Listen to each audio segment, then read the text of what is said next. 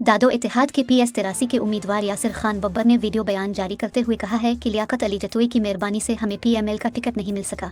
जतोई साहिब ने इसी जिद का मुजाहिरा हमेशा किया है, इसीलिए 2018 का इलेक्शन पूरे जिले से हारा। 2013 के इलेक्शन में भी जिले से एक सीट नहीं निकाल सका।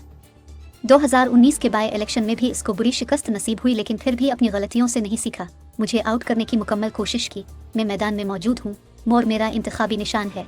उम्मीद है जोही का अवाम 8 फरवरी को मोर पर ठप्पा मारकर हमें जितवाएगा। अस्सलाम वालेकुम दोस्तों साथियों, अज मैं ख़ास मुखातिब आया जोही तालके जी अवाम सां, बाशऊर अवाम सां, गयूर अवाम सां। दोस्तों, सोशल मीडिया ते इलाही गॉसिप्स हुआ 3 ॾींहंनि खां वठी। मूंखे दोस्तनि जा कॉल्स अचनि पिया ऐं मैसेज अचनि पिया, व्हाट्सएप अचनि पिया, वॉइस नोट्स अचनि मूं वटि त साईं छा थियो, भला अव्हांजो निशान शींहुं हुयो, वरी ॿुधूं पिया कल्ह खां वठी निशान अव्हांजो मटिजी मोर बणिजी वियो आहे। चकर आख़िर छा आहे दोस्तों?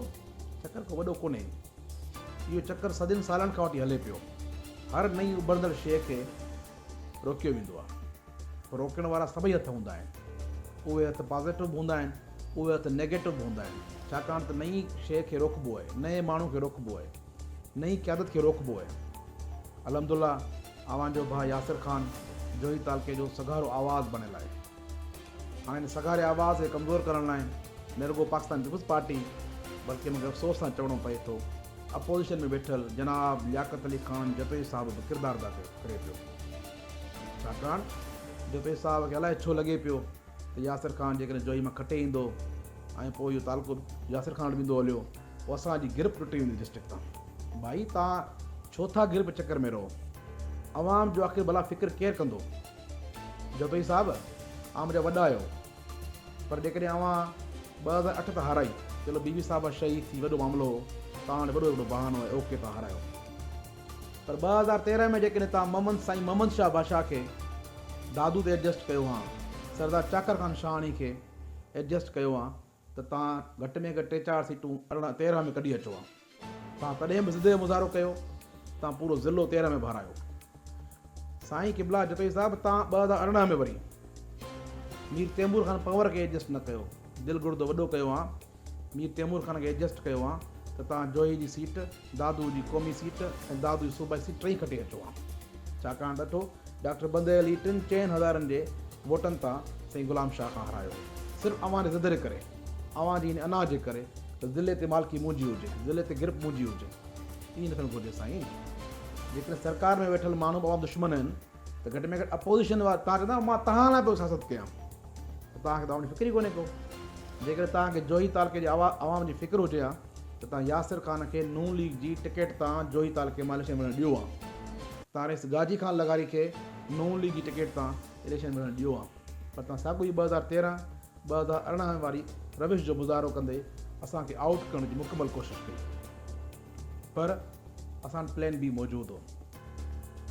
मां ऐं रेस गाजी खान लगारी असां ॿिन्ही गॾियल तौर ते मोर पकी निशान वरितो आहे। असां मुसलसल फील्ड में आहियूं, मुसलसल कम सां लॻा पिया आहियूं। अॼु बि मूं वटि सॼो ॾींहुं दादू में रश हुई, कल्ह बि सॼो दादू में रश हुई। असां टोड़ी वाही बांधी हुआसीं, असांजा तूफ़ानी दौरा हुया, माण्हू अवाम रोडनि ते निकिरी आई, घर में निकिरी ॿार मिलण आई सभु। जोही तालके जो अवाम, दादू तालके जो अवाम मूंसां प्यारु करे थो, रेस गाजी खान लगारी सां प्यारु करे थो। ऐं मां दोस्तनि खे अपील थो कयां त दोस्तो 8 फरवरी ते जेकॾहिं तव्हां चाहियो था त नई क़यादत दादू ज़िले में अचे, जोही तालके में अचे, दादू तालके में अचे, त यासिर खान जो साथ ॾियो। 8 फरवरी ते मोर पखी ते ठपो हणी असांखे सोभारो कयो। छाकाणि असांजी सोभ न आहे इहा तव्हां अवाम जी सोभ आहे। हिकिड़ी नई क़यादत, हिकिड़ी बाकिरदार क़यादत, तइलीम याफ़्ता क़यादत तव्हांजे साम्हूं अचे पई, जेका कॾहिं आज़मायल बि न आहे, जेका अव्हांजे हक़ जी तर्जुमानी कंदी। सो मां सम्झां थो त मूंखे दोस्तनि में उमेदु आहे त असांजे जोही तालके जी अवाम, काठे जी अवाम, ख़ासि तौर ते दादू जी अवाम 8 तारीख़ ते मोर पखी ते ठपो हणी असांखे जोही दादू अवामी इतिहाद जी नुमाइंदनि खे सोभारो कंदी। ऐं दादू ज़िले मां न रुॻो पीपुल्स पार्टी, पर इहे जेके माज़ी सदियुनि सालनि खां जेके अपोज़िशन ठेकेदार आहिनि, उन्हनि खे बि सिस्टम मां आउट कंदी, ज़िले मां आउट कंदी ऐं नई क़यादत दादू ज़िले खे मिलंदी, जेका अवाम जे हक़नि जी तर्जुमानी कंदी। इंशाअल्लाह, महिरबानी।